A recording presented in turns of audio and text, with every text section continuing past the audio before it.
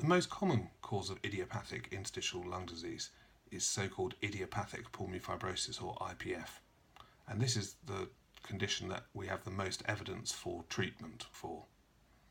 Unfortunately, the diagnosis of IPF is not as straightforward as it sounds, and we don't just have to have no known cause. Traditionally, we relied upon surgical lung biopsy to give us an idea of how a patient would behave in the future. If one does a surgical lung biopsy, a piece of the lung is removed under general anaesthetic and can then be looked at under the microscope by a histopathologist. Histopathologists determine a number of different types of interstitial lung disease, which they label interstitial pneumonia. In this context, pneumonia just means involvement of the lung substance and doesn't imply infection.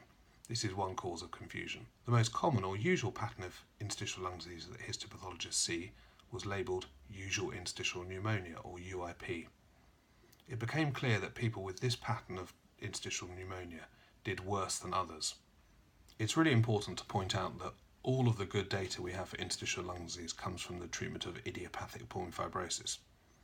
IPF is interstitial lung disease of no known cause, where if one does a biopsy, one sees the pattern of usual interstitial pneumonia. We know that you can diagnose IPF in the absence of a known cause when there is a typical CT scan. Unfortunately, we know that if you have an atypical CT scan, you can still have a biopsy showing UIP.